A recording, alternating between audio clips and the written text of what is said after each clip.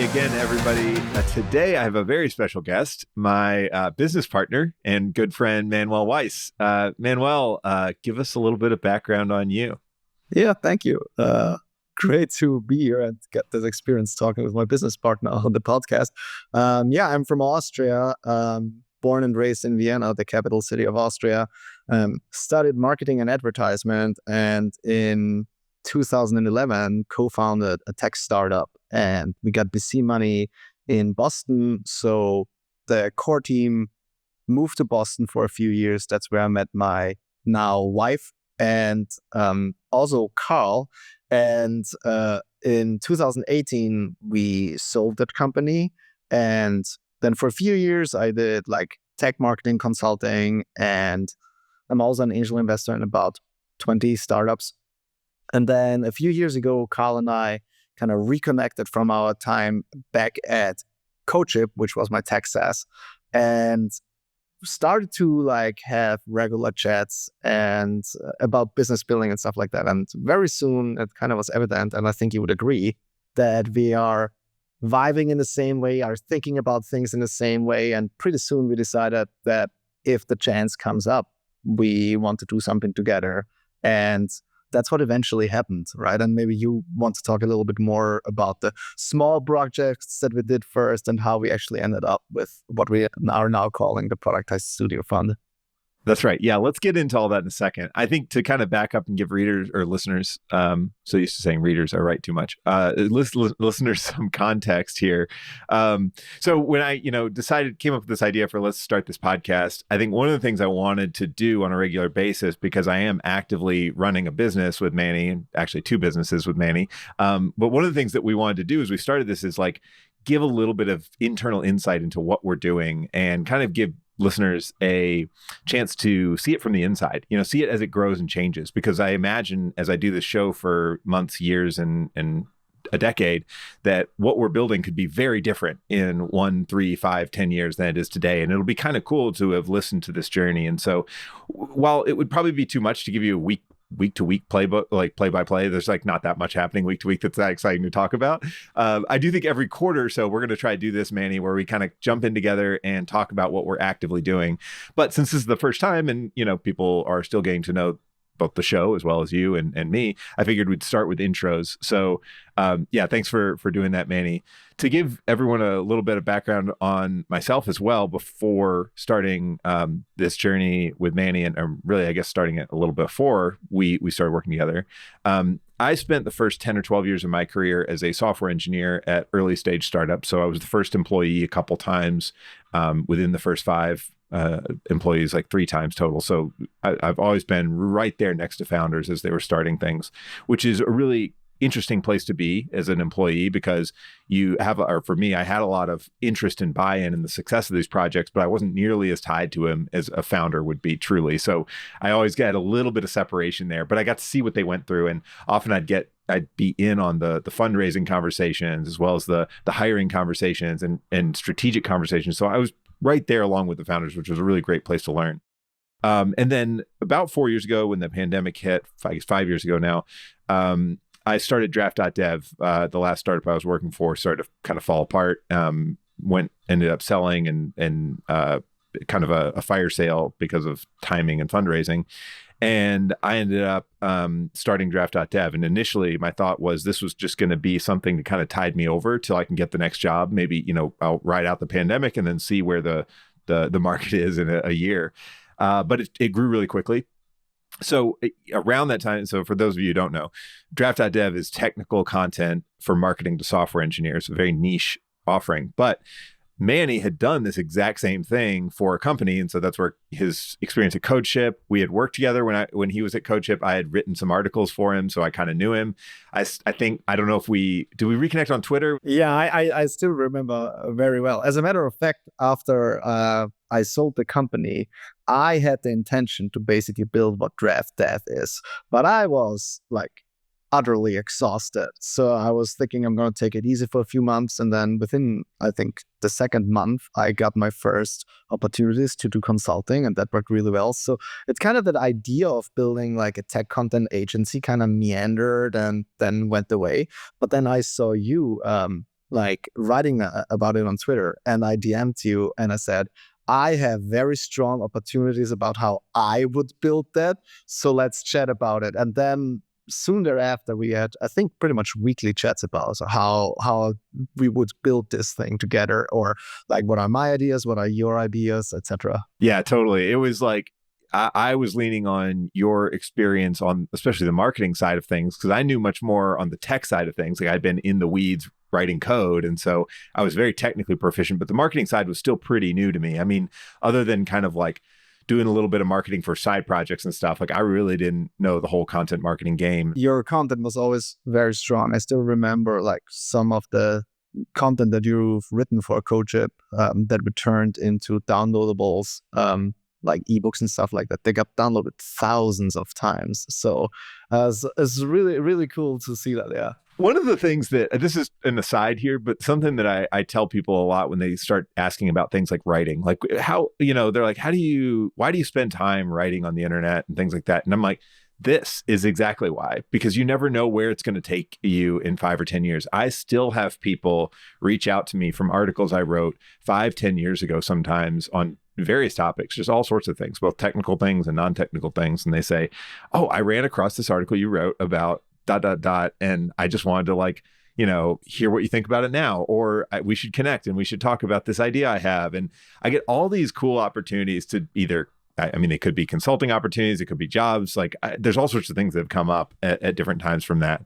And I think it's just one of those things I've learned is like, if you put ideas out into the universe, whether it's through a podcast or writing or whatever, like good things come back, and you never know how it's going to come back. So you kind of just have to like do it and just like the process. I definitely can confirm that. And I'm not so, I would say, out there. As a matter of fact, when you and I, before we started the business, we sent each other a long email about how to best work with each other. And my first sentence was, I'm a very good number 2. I don't want to be the spotlight. So this podcast here, this interview is not something I do that often, but I have a fun little story there. Like way back when, I think it was 2014 or something like that, I did one podcast interview and it was on the Rocket Ship podcast.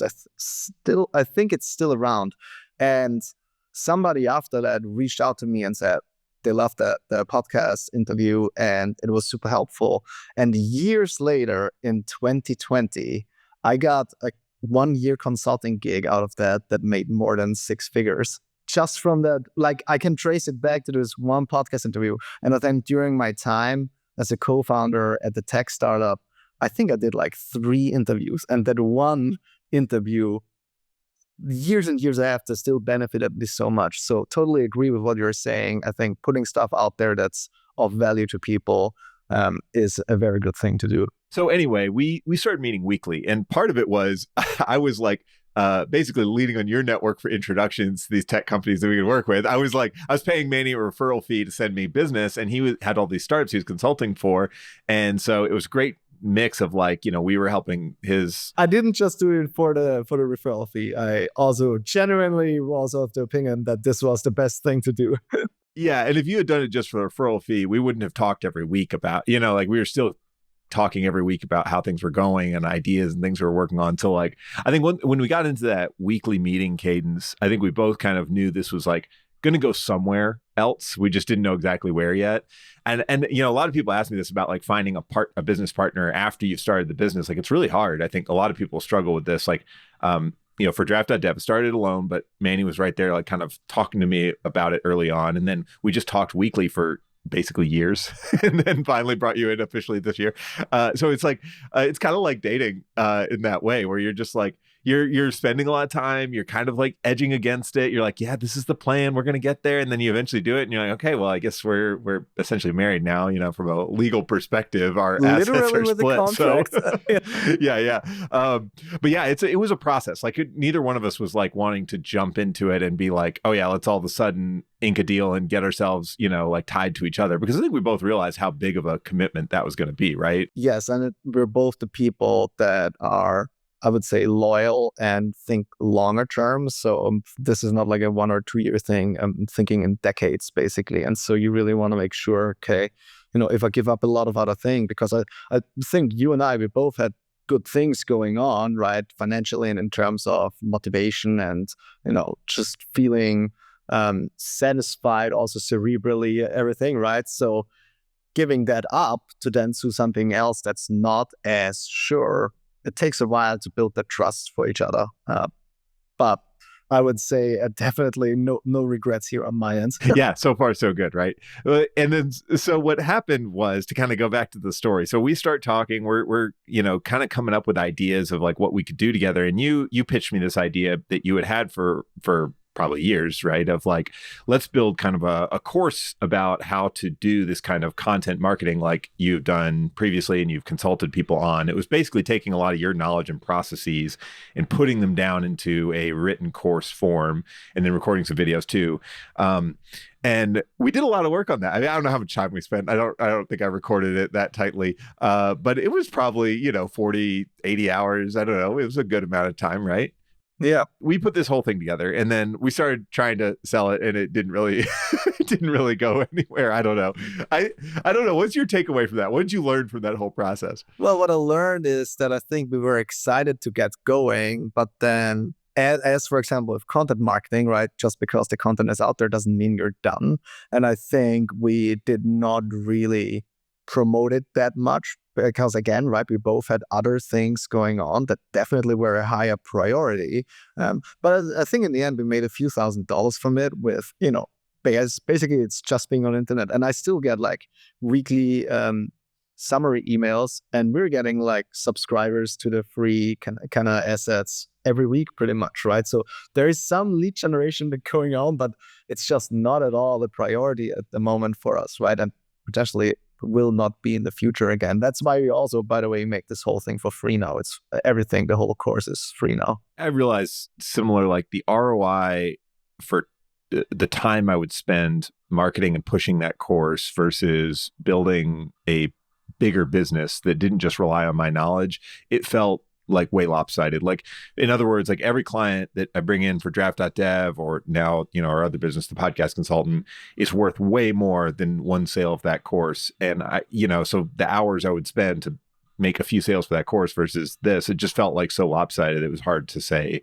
like, let's just do this course. I think also, this is just me. I always have had a hard time with online courses because I'm not the kind of person who would take them and pay for them. And so it's like hard for me to understand the kind of person who like pays for something and then just, like does stuff online. I struggle with that because I'm not a good student, I think, but I have my own way of learning. And I know a lot of people that like benefited greatly from online courses. I did a few. I think it's a lot about, which is funny because I think you have a lot of that. It's a lot about self-discipline, and you have a lot of that, but it still doesn't seem to be the style you like learning. But I've got friends that I would say like they owe half of their career to online courses. Interesting. Yeah. Well, and again, like, I don't think they don't, I hate to give advice like they don't work, because at the end of the day, they obviously work for some people. And so that would be stupid for me to say.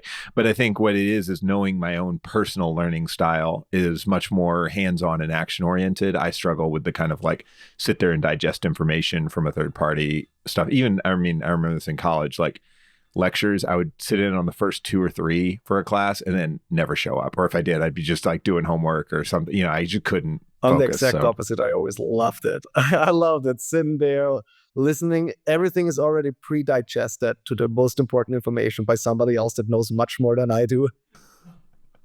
See, it's like you're making it sound so good, and I think in theory I get it, but in practice I struggle with it. So, it's funny that we do read a lot. One of the things we did as we were kind of putting this vision together was start to like read some of the same books, and that was an interesting one where I'd never done that with somebody, kind of like. And we should do that again. We've kind of gotten off of it, but yeah, that was another way we kind of started to share knowledge and like kind of build up that, like, I don't know, have this like shared project. But anyway, so if I remember right, so we did this course. It was, we're making a scattered sales here and there, but like we're both, had other things going. You were doing consulting for a tech company. I was doing Draft.dev mostly, and then at some point, I started working with a business coach. Again, this was probably 2.5 years ago. And one of the things he pushed me towards was like going bigger with what I'm doing. And I think what I had realized with Draft.dev, it was doing well, but there's a finite market there. So Draft.dev is a very specific service for a very specific small market. And it can do well within that, but there's never going to be $100 million business in Draft.dev, not in its current iteration or form.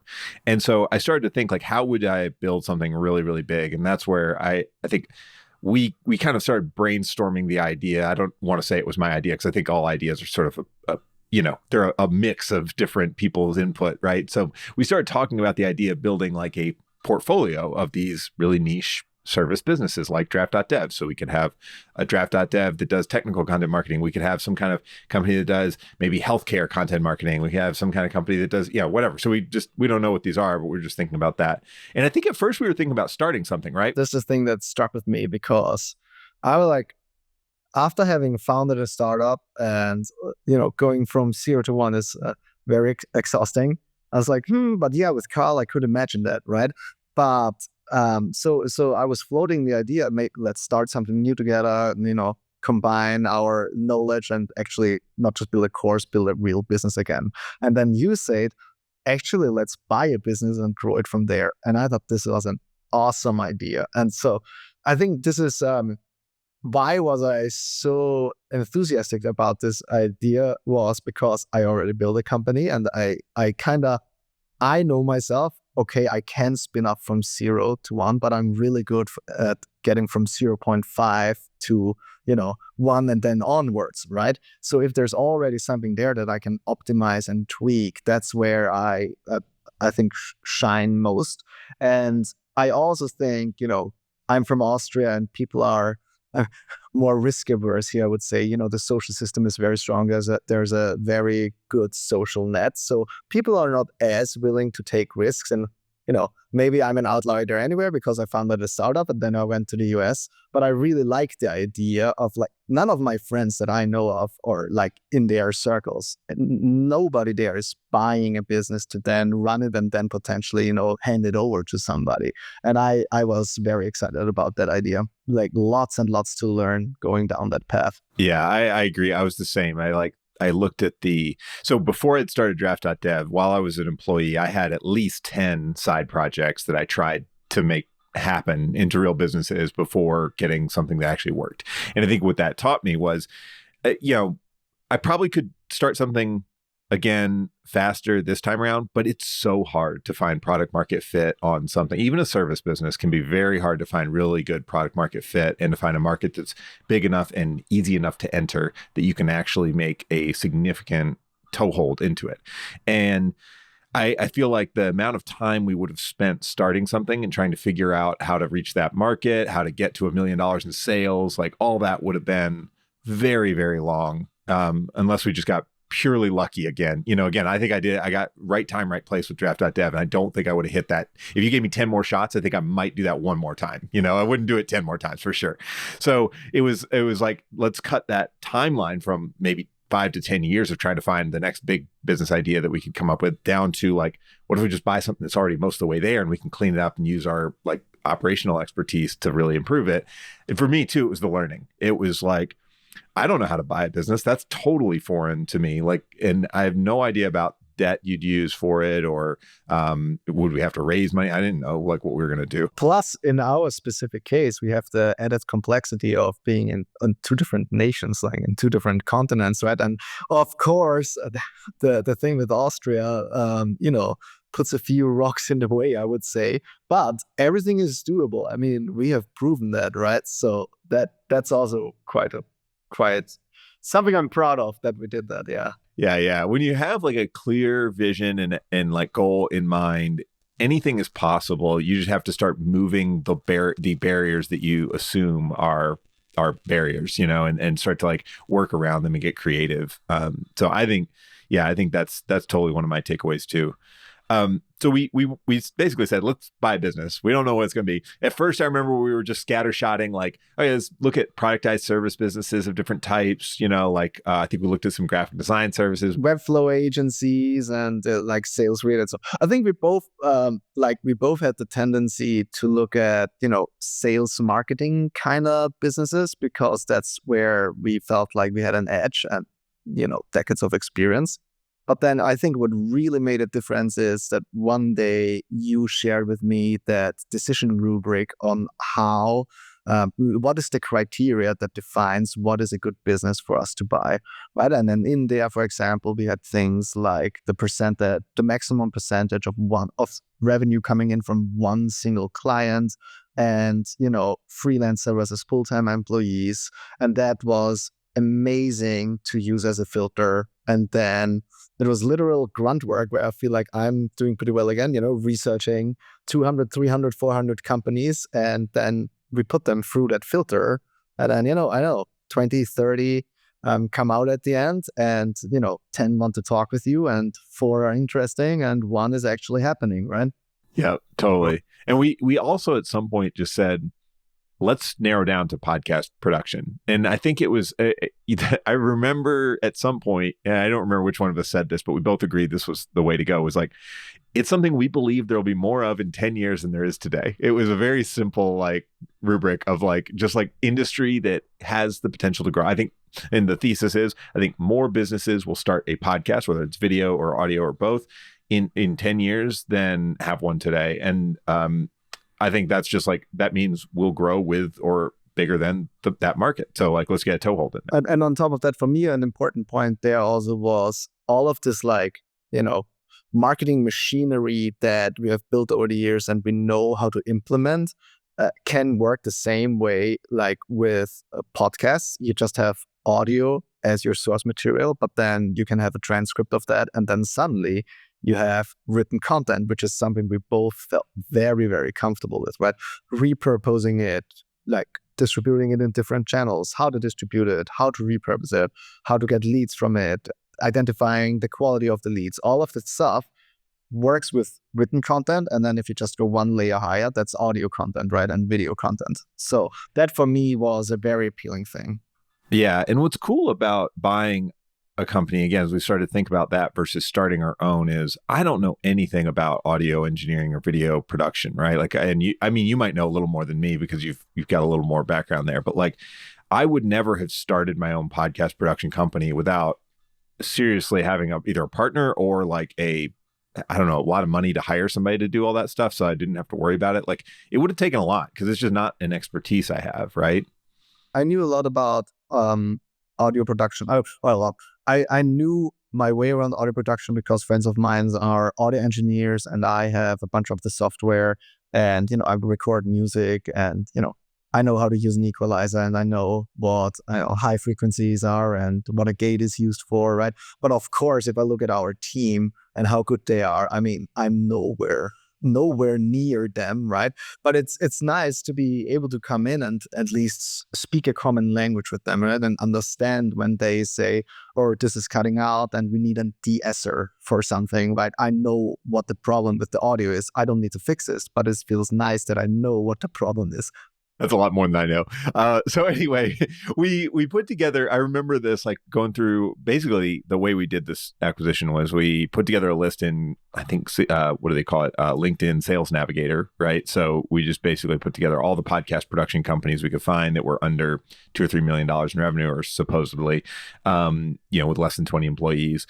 And then I started reaching out to them in LinkedIn Sales Navigator, which probably sent couple hundred messages total, and out of those got 20 to 30 conversations. I don't remember exactly. And then, there ended up being about 5 or so that I think we kind of went into I think what will be interesting for the listeners to hear is how we tracked and documented all that. So you and I are both very structured people. And so, of course, we had, we used Notion in this case, but we're a fan of Trello, we're a fan of Notion, whatever works for the job, right?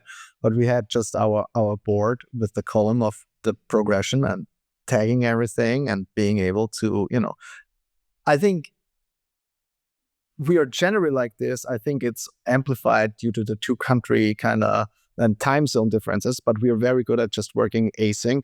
And so documenting our progress on Notion in a card about a specific potential prospect, that business that we could buy, that just is second nature to us. But I even think if we wouldn't have the time zone difference, we would still do it. And I think that is something that people should kind of I don't know if aspire to is the right thing, but I think there's lots of ways to run businesses and work efficiently, but I think there are a few things that will always be a positive. And what will always be a positive is to, not try to keep everything in your head and remember things, have them documented. And especially if we work with other person, a few quick notes about the reasoning, why you think about it, something XYZ goes a very long way. That's a really good point, Manny. We both have worked in all remote environments for quite a long time and worked internationally with people for quite a long time. And so we came into this very naturally knowing you have to document things, you have to have a system for things, because we aren't going to necessarily sit on a phone call or sit next to each other all day, every day and talk in real time. I mean, we only have, right now we have 2 calls a week.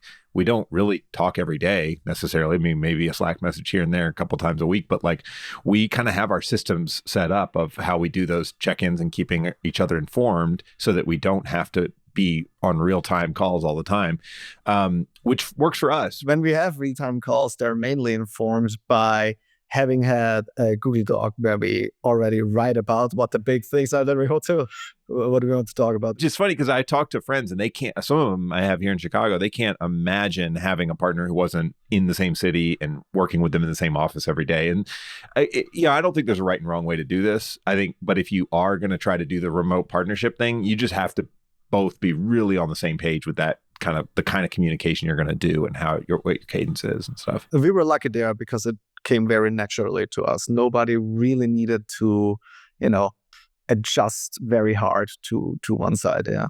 Yeah, I mean, we're always refining it, but that's true of everything. It's a journey.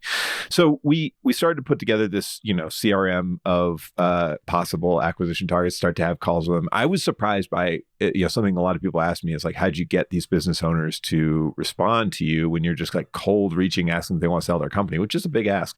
And I was like, honestly, I was just very genuine with them. I was like, look, I own a small business. I think the podcasting space is interesting. I don't know anything about it, but I think you've got a good little business going. And do you have any interest in letting go of it at some point, like selling it at some point?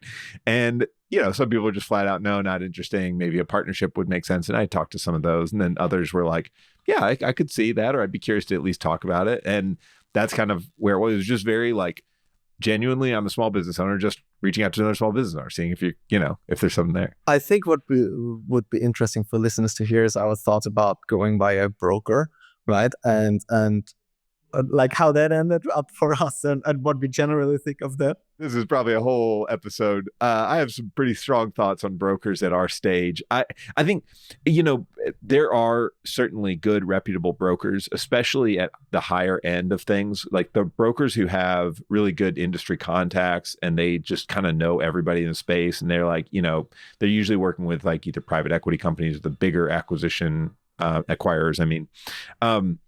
I think there are some good ones out there. So I don't want it to mean all brokers.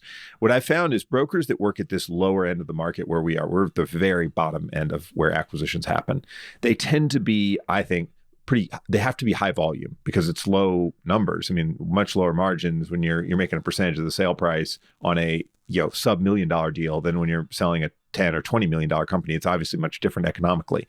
So we end up getting, I think, lower quality brokers at this end of the market. And I think they do a lot of things to try to, what I've seen, they try to prop up the valuation of the companies in ways that I would call dishonest.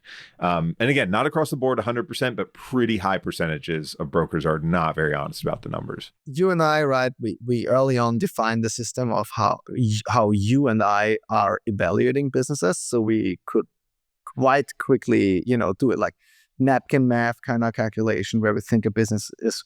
And then it happened more than just once that when we went via a broker, it was like so out there, so not what we thought would be a fair price for the business. So that very quickly turned me off them. I agree with you. I've also heard good things about brokers, and definitely at the higher end of the market, that's where you get somebody that really, I don't know if cares is the right word, right? But it felt like with this smaller deals, they're just trying to pull a quick one, basically. No idea if this is actually what happened, but at least the valuations that they were giving us were way. I'm talking like 3x, 4x of what we perceived as fair value. Yeah, so I think on both sides, the buy and the sell side, be careful of brokers. The tricks I've seen are things like been trying to add in a lot of what they call add backs to increase the valuation. Add backs are basically costs that they try to subtract from the net margin, or sorry, add back to the net margin essentially to make the company look more profitable than it is. So the company may have for tax purposes lost money, but the broker's trying to show like they actually made money. They just, had these costs on the books that weren't real costs that they shouldn't have paid through the company or something. And there's a lot of things there that can get shady and get really gray very quickly. And so as a buyer, we're always looking at those and being skeptical of those add backs, but sellers don't know what's normal. They only sell their business once. We get to look at hundreds of businesses when we're talking about acquisitions and buying. And so it's a really big, the other thing too, I picked up from this whole process was the information asymmetry is huge. Like the buyer, you tend to know much more about what's normal, the industry, the kinds of costs you can expect to see than the seller does, because they only see their own business. We know all of them. And I think that was one of the very strong points that we had with sellers that we talked with. We were actually very willing to walk them through what we think is happening, which stage of the process we would do right now, what we have seen so far as being common, right? We share our due diligence template with them, and we kind of walk them through it, because as you mentioned, right, they have no idea. They like built a business, and probably most of them have never before sold a business. So it's extremely new to them. Yeah. We basically, I agree. That was kind of my edge, was just stay transparent. And I said, from the first meeting on, this is how we're going to go through and value your company. We're going to look at SDE. We're going to give you a multiple of SDE. It's probably going to be about 3x SDE. That's basically the offer we ended up giving and, getting company on. So like all of it came true. We didn't like try to pull back and change a bunch of things significantly. And so it was a very transparent process. And I think that allows people to see like, what are they going to get into from the get-go? And I found, it's doing acquisitions I think it's really hard, because it's like you put a lot of eggs into very few baskets and then you hope just one of them pays off. And, this year we, again, tried the process and it didn't end up closing anything. So like at the finish line. Yeah. It's not easy. But I do think like, again, like both my personal values tell me, and my gut just tells me that you've got to be transparent with people. Like, don't try to buy a business and trick someone out of, selling it. Like, that's just not going to be good. And it's also the long-term view, right? If we do this in year 2 and, people perceive us as somebody like, ooh, they pulled a quick one over me. I mean, right? Word spreads. And generally, I don't want to be that kind of person to begin with, right? And you got to work with the seller. Like, the thing is that I've realized this, like, the guy who sold us, to kind of fast forward there, like we ended up buying a company called The Podcast Consultant, which we now run. And it's great. The team is fantastic, in charge of production. They kind of take care of all the day-to-day. The clients have all been taken care of, and for the most part, we've retained all the clients that we've wanted to. But the seller worked with us a lot in the first 6 months to make sure everything was handed off, to make sure there was good communication with all the clients, to make sure we understood any kind of edge cases or weird things he was doing, that we didn't know about.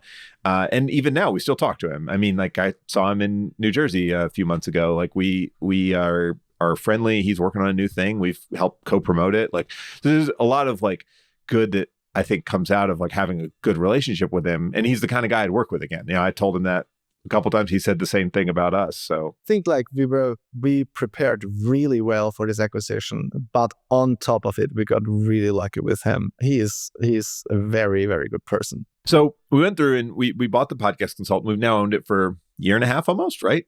So we've kind of got our sea legs under us. I feel like that first year was like, really, it was just evaluating what is this business. We did a little bit in the first year to kind of give the listeners a bit of context. The first thing we looked at doing, and it took us about 6 to 9 months to really get this rolled out, but was raising prices on some of the clients who had been around for 5 years and never had a price raise. They started to be like not profitable or very on the margins, and it just didn't make sense. Not even inflation adjusted, yeah. Yeah. So there, like, that was one. The other thing there was like standardizing pricing. We had 5 different kinds of pricing that were being given out in different like numbers, and it was a huge pain every month to go figure out how to invoice everybody, because everybody had a different system. And so when we looked at the challenges the business had, that like both the administrative overhead of figuring out pricing for every client and the fact that we couldn't really trace through which shows are good margin and which aren't because they're all in different tiers and ways of being priced, just made it not sustainable, not something we felt good about growing. So we raised prices for new clients, and then we eventually rolled that out to existing clients. And I think we churned somewhere around 20% of clients by like total volume, but at the same time, we had raised prices, and those clients who churned were mostly the lowest price ones anyway. So we ended up with about the same level of profitability. I mean, maybe slightly higher for a bit there. And then, it's kind of like maintained the revenue overall too. So it's net very good, but that's a scary process. I mean, it was a little scary to me. Even I remember a few nights being like up at night and being like, oh God, are we going to raise prices and like half the clients are going to leave? Like, is that what's going to happen? Like, I hope not. We ran the calculations and we were quite confident that it would work out. Like, I'm a person that likes to calculate the worst case. And you're a person that likes to calculate the best case. And I think usually we meet in the middle, which is great, right? But even in the worst case, I was very confident that this will not dent profits too hard. And I also like shout out to the team here at the Podcast Consultant, right? Because it's a scary thing for them as well, right? They've worked with some of these clients for years, and some of them might be mad or be taking it back. And the team really cares about the work that they're doing, and they really care about the clients. But they also understood, if a client tries to pull a quick one every time and asks for, I don't know, 50% discounts every other episode, then it's just not the right client for us, because we are actually, we deliver high quality work. It's not that we are a low quality, very cheap, get the thing out as cheaply as possible kind of agency. We're doing high quality work for high quality clients. So it's it can't be that people like clients then expect they get this for like ridiculous prices, I would say. Yeah. I mean, right. I think this is something that I personally believe pretty strongly is, as a service business, you can certainly try to go the high volume, low margin, low price route. There's obviously people who do it, but it is very hard to scale and compete at that side of the market because of the overhead that gets added every time you grow the company. And so you've got to add these manager layers in. When you don't have much margin to do it, it's really hard. You got to price for the clients you want, right? If you price yourself low, you get clients that only look at the price. So when we looked at our client list, we saw that the best clients and the sort of bulk of clients were in this niche of financial services. So we were like, okay, great. These people have, the ones who had like fairly successful shows, like they make good money from the show, whether it's in form of driving clients to their business or it's in the form of, the ads they can sell because they're it's a profitable audience. It's a good audience of like financial advice type shows. And so, we knew that they were going to be less price sensitive than the shows on the other end, which were more like hobby shows. We had some shows that were just like a couple of people recording stuff they thought was fun to talk about in their basement. And like those shows are, again, they should exist. Like, I have no problem with them, but it is very hard to grow a business on shows like that because they're very in and out. They don't have a real like driver for what keeps the show going. And so we just kind of opted to move away from them and towards the clients that had a real business driver behind the show. And I think it's all about, like, I know that's how my brain is wired. I want predictable revenue. And of course, there's going to be some churn and stuff like that. But with hobbyists, they might not have an idea for another 2 months. And then suddenly they have 4 ideas. And right, I want to have like, okay, like a forecast of what do I expect every month of revenue to come in. Like we now have this, right? We run a spreadsheet for the production team where we know how many audio requests are coming in per week and per month, and how many video requests, and how many audits, and how many remote recordings, how many launches do we have, right? And over time, I want those to become more and more predictable, right? So if we set initiatives, like, I don't know, we might want to run a campaign about how to repurpose your content, right, your podcast content, then I want to see the requests for social clips and audiograms go up in the following weeks and months, right? Because that's where I want to see an impact. And then we run other campaigns. So we're tracking it, and I want it to be as predictable as possible because that's the best way to build the business. I've just seen so many service business owners to just struggle at that low end of the market in any industry, whether you're doing content writing or design or podcast and audio production. Like, every industry, it is really hard to build like you said, a predictable revenue model off of the lowest margin, lowest, most price sensitive clients. And so, with Draft.dev, for example, we got started doing a lot of early stage startups, and that was good to start because they'll sign papers quickly and get you revenue in the door quickly, but they churn way faster than the big companies do. And it's because they have all sorts of like tumultuous financial situations come up that are not in our control, or they have lots of changes in leadership and personnel. They have changes in what their product even does, and it just upsets the whole content marketing engine. So anyway, long story short, I'd kind of seen that at Draft.dev, and we had already started moving that company up market and seeing the much more consistency in these bigger companies.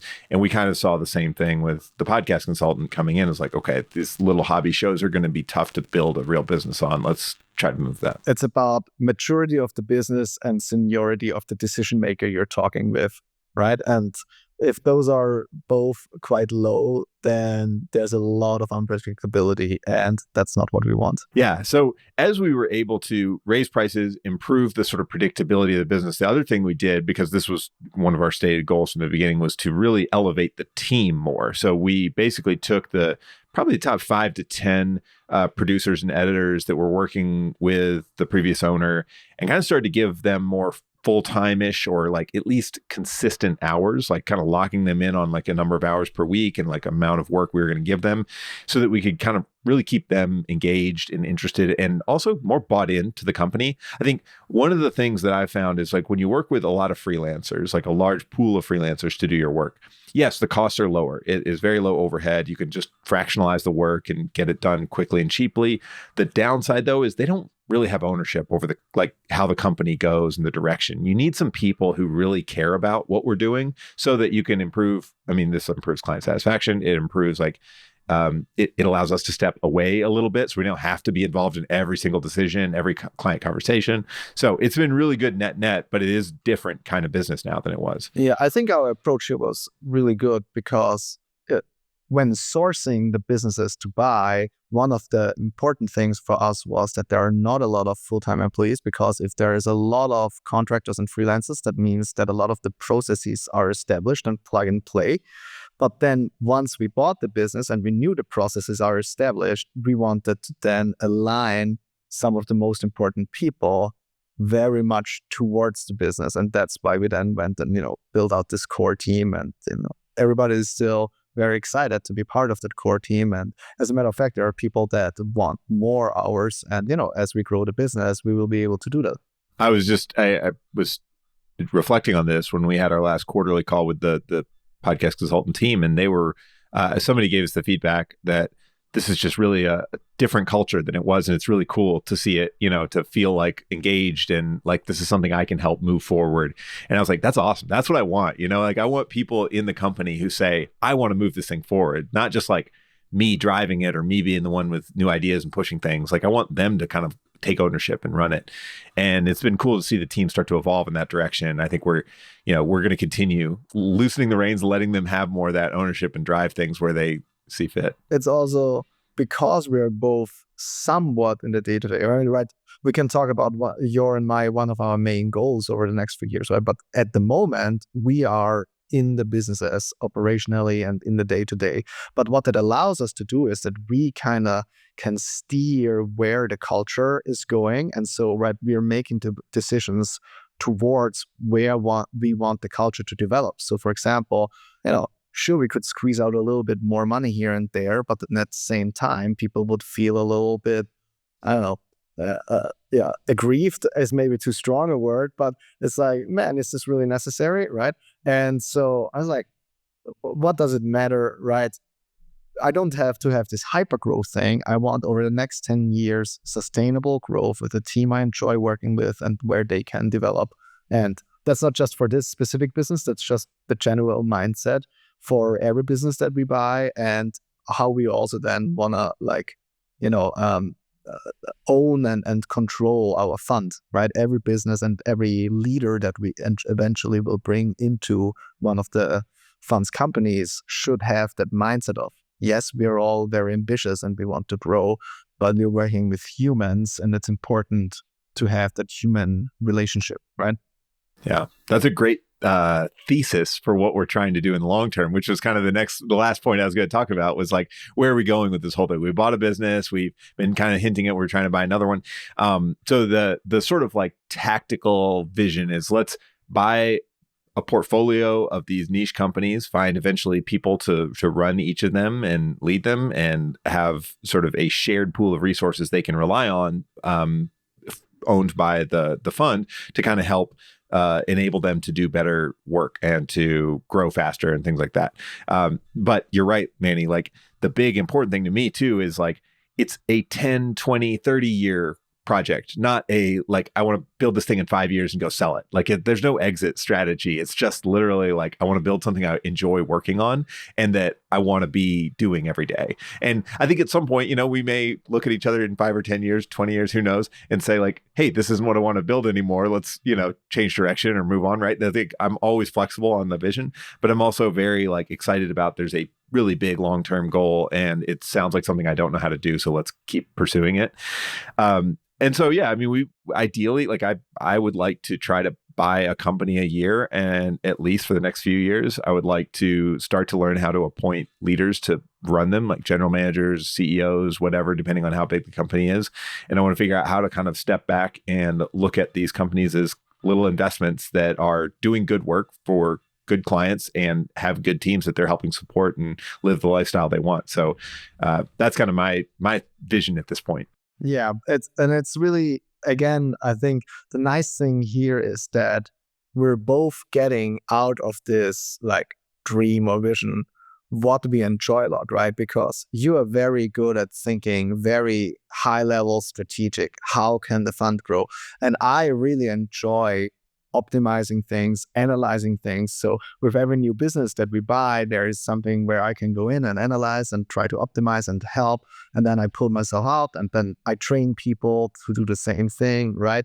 And at the same time, you always keep the high level vision of the fund going, right? And you pull me in where you need me. And I benefit from that just as you benefit from what I'm doing, right? Going into the companies. So again, it's a very good fit. Having somebody to pass the details over to, like when I have a company sends me their P&L for the last 5 years and I'm like, okay, the high level looks pretty good. Like send it over to Manny to actually look at the details. Like that's an amazing thing to have in a partner. And it's where like, you know, a lot of people talk about this with partnerships. You want to have like a visionary and an integrator is the EOS terminology for it. But the idea is kind of where we've ended up falling in line, which is like one of us is kind of living up in the clouds a little bit and like building, you know, partnerships and long-term like visions of things. And the other one is like, hold on, we got to keep the road actually moving. Like you can't just jump way far ahead. So it's like, it's good. It's a good push pull. The other thing I found about having a partner that I struggled with in the first couple of years of Draft was someone to share the mental highs and lows with. And we were just talking about this before the call. Like we both have young kids. So this is like, it is you cannot separate running a small business from your family and like young children. We both have a working spouse who has a career and like is ambitious as well. So that makes it even harder. It's not like we have somebody at home who just watches the kids full time, right? Like we both are splitting our brains between parenting and running companies and all this stuff. And yeah, having somebody to share those experiences with week to week and be like, oh, last night was rough, man. And you're like, I get it. And I'm like, you know, when you do the same to me, I'm like, I get it. We've both been there. Like, it's really nice from a mental like stability standpoint. Because some days I'm pulling you up, I feel like other days you're probably pulling me up. You know, it's like, it's a good balancing lever. I mean, we're both quite driven. It's nice to talk with you about it because then it kind of relieves the guilt that I feel a little bit for it, right? Because we want to build something big here and not that, you know, I would say, is it a requirement to really put all of your energy in the thing in order for it to be good? Maybe not if you're like a genius, but I'm not a genius, right? So I have to put in a lot of energy. And then if I'm super tired because the baby wasn't sleeping in the night or some other stuff is going on, I feel a little guilty because, you know, nobody should, but I'm comparing the time of, you know, when I built my first startup. I mean, it was like, 12 years ago now, right? I was like, so much energy every day, weekends as well. And that made a lot happen. It doesn't mean that this was the reason that a lot happened, but it might have helped, right? And now that's not possible. So sometimes I feel guilt about that. But also I am much more mature now and more experienced. And I know that is not the only way to build something big and meaningful, right? This is something I've taken away from running a business now versus the same when I was an early stage employee. I would work all day and then go home and work at night. Like it was fun to me. And like that was my only thing I had to do. I didn't have a spouse. I didn't have kids. Like I just like didn't have an off button. And what I realized is that like, yes, I did a lot, but I don't think I was any more focused or effective. I think I was just doing a lot. Like it was just, sort of like churning a lot of wheels and not actually moving things forward really in any significant way anyway. And I think I realized as I get older, it's like I work way less hours wise for sure, because I just literally can't. Yeah, sure. I'm thinking about the business all the time, but like I'm not in front of a desk and keyboard 40 hours a day or, not like 20 hours a day like I could have been then. Anyway, but I'm like so much more focused on the right things and like increasing my leverage for time spend because I have to be, that it's like it's cool forcing function where I'm like, okay, I can't do that, but who can? Like who on the team can? We read one of our books was Who Not How this last year, and that was a really good one to remind me of like whenever I have that task come across my desk, it's not how do I do this? It's who can do it? Like who's the one who can go run with this? Yeah. All that being said, with baby and energy and with the spouses, for me, what I realized a long time, like work and raising my, self-esteem through work was the number one thing, which obviously is not what it should be. Don't identify yourself by your work, right? But even if things are sometimes hard and you're thinking like, man, I cannot build the business as much as I want, like having, a strong partner and, having, at least for me, the baby in my life is something that I really cherish. And, I do not regret it at all.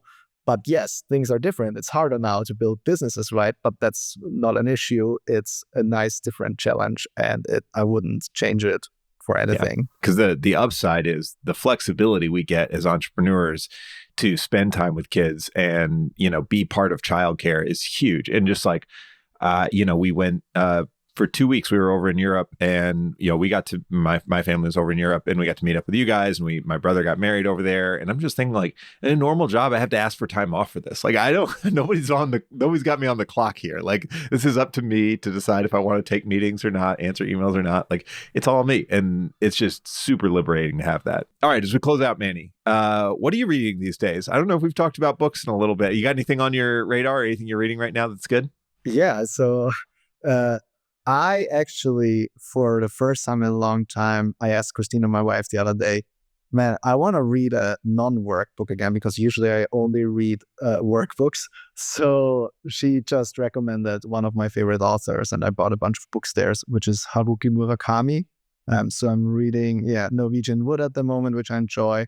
And then in terms of work, I think the last few things that I read was The CEO Within, it's called. And what else did I read? I think the 1 Minute Manager. And both of these books I basically read because I'm trying for our team at the Podcast Consultant, want some of the members to start thinking more like owners of their departments. And these two books are just very, digested information about how to think more like that, how to think like a CEO or how to think like a manager. And they're very easily consumable. I can't believe we haven't talked about Murakami before, because I'm a big fan of his too. And it's been a couple of years since I've read anything, but I really liked the Kafka by the Shore and the Wind Up Bird Chronicles, but super weird books and very. Yes, but that's what I like about them. That. Yeah, me too. It's like you come away from the book and you're like, I don't know what the hell just happened, but it was that good. was cool. Yeah, exactly. I split. I kind of have a rotation of like nonfiction so fiction I read before bed because it's kind of like gets me out of the like worrying about things world, and I'll listen to a lot of audiobooks that are more nonfiction, and I'll try to mix it up between history and business books. And a couple that I'll mention. One was Andrew Wilkinson's book, Never Enough. So Andrew Wilkinson runs a company called Tiny, which started as an agency and then has grown into a holding company as well. And now they're publicly traded on the Canadian Stock Exchange, I think. So very similar path to like what I'd like to do over the next 10, 20 years. And, the book's a little bit of a commercial for him. So I don't know that I like strongly recommend it. But I do think one thing that's cool, whenever you read a book that is by somebody who you look at as like, wow, they're figured out this stuff that I haven't yet. It's like you run into a lot of situations where like, yeah, they didn't know it inherently. It wasn't like they came into this with some great knowledge. There's a few things I took. Like one is he had some lucky timing with a couple of the businesses, which is probably a true, like that's probably a pretty consistent thread through a lot of successful people's stories, is not that they were like always the smartest or always right. It was that they hit just the right time a couple times. And it's like you do that for, again, this is where like I think entrepreneurship is much more a function of staying in the game than it is like having the perfect idea or the perfect execution. Even I think it's like if you can be in this for 20 years, you'll probably hit a couple wins, like like statistics tell you. But then also like he talks a lot in the book about how all this money, fame, and like whatever has not bought him any level of happiness that is measurable. Like he still looks back fondly on those days of grinding with one company, just trying to get it off the ground as like some of the best times. And it's like, it reminded me like, man, we got to enjoy this moment or these moments. Cause like we're doing that grindy work of like trying to, cobble together a few $1 million in revenue, like it is. So anyway, just remember to like enjoy this. Yeah. It's also, it reminds me of like, before I read the Murakami books, I got on the kick on biographies, and I read the Titan, the J.D. Rockefeller biography, and then the J.P. Morgan biography. And it's crazy, man. These people were very smart, but some of the things are, as you say, timing, and then just some very basic, just thinking things through clearly. It's not that it was genius. It was just like very calculated and understanding what's going on and having context, basically. So yeah, I feel like especially people, obviously, like J.D. Rockefeller, right? We still talk about him, so he was successful, by which means, we can discuss if we think that's okay or not. But I think it's always very inspiring, and there are a lot of like teachable moments when you read through these things. Also with the Andrew Wilkinson, right? It's like, yeah, these people are ahead of where we want to be. We then define again the culture and how we want to get to where they went. But there's certainly a lot of things we can learn from them. Yeah, for sure. Yeah, so that was my only one. All right, well, Manny, this is fun. We're about at time, so I'll call it for today. But we'll try to do this every 3 or 4 months and kind of give an update on where the companies are at, where we're at. But yeah, thanks again for joining me. Yes, it was awesome. Thank you for watching this episode of Retain Trust. If you like this one, give it a thumbs up and subscribe on YouTube. It takes 2 seconds and it helps others find out about the show. And if you have questions or suggestions for a future episode, leave a comment. See you next time.